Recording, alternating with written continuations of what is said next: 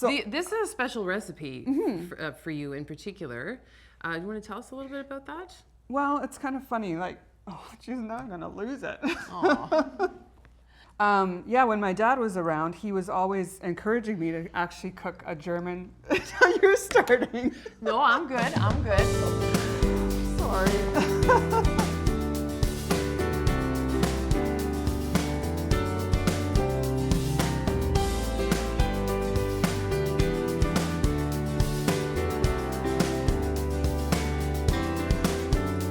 All right, we're hanging out with Susan Reese and we're making Jägerschnitzel. Let's go. Okay, we're gonna start off with our pork loin center cut chop.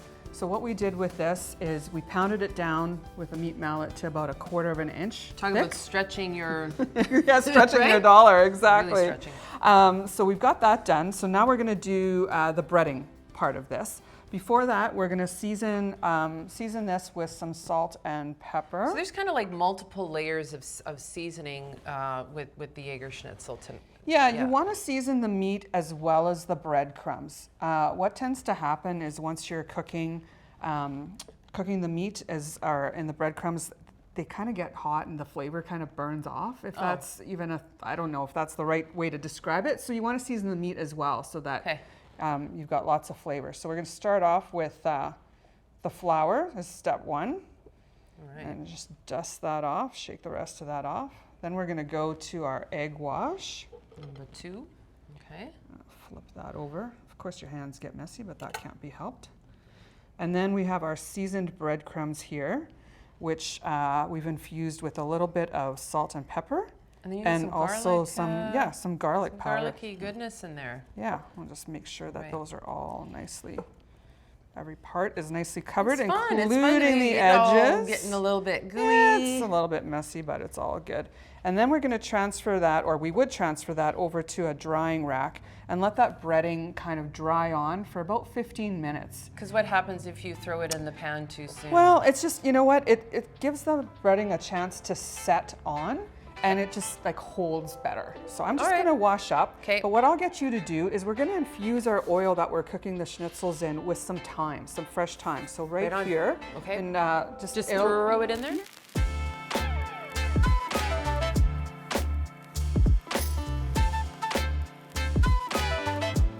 So as I mentioned before, so we have our schnitzels on this drying rack. We wanna let that breading dry for about 15 minutes. And then we're going to slowly, either 1 or 2 at a time, we're going to cook our schnitzels. Okay, so that oil needs to be nice and hot. You're gonna wanna see that sizzle, and you're gonna give it about like 3-ish minutes per side.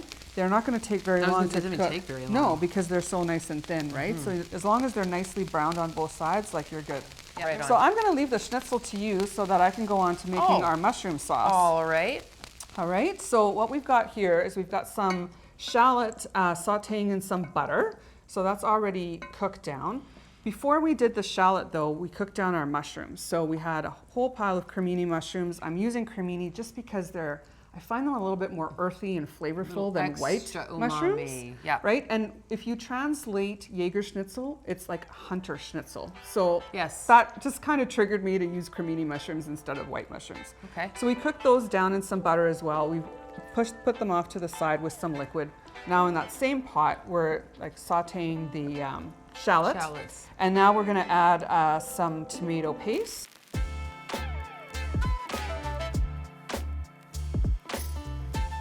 Then we're gonna add in beef broth. Yeah. A bit of half and half.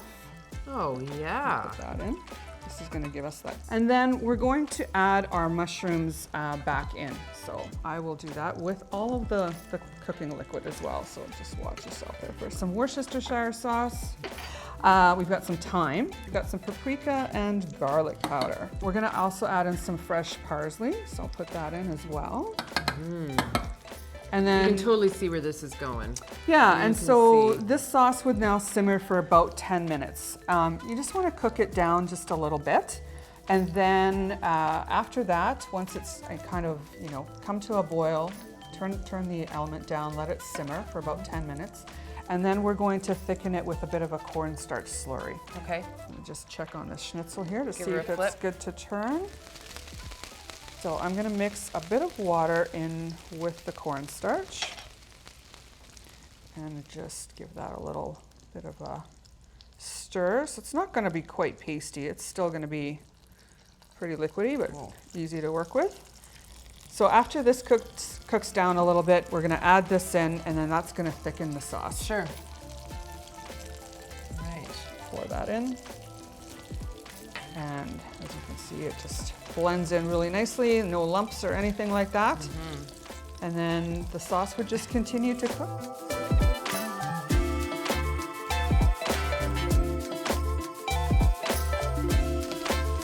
Okay, and then once it's done, you're gonna wanna move it over to a plate lined with paper towel just to soak up the excess oil, if there should be any.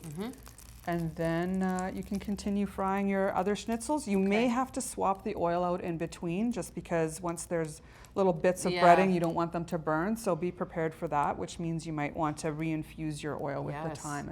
All right, once that sauce thickens, we're gonna try that on the pork, and there you have it, Jägerschnitzel. Find the recipe below and try it out. Let us know what you think.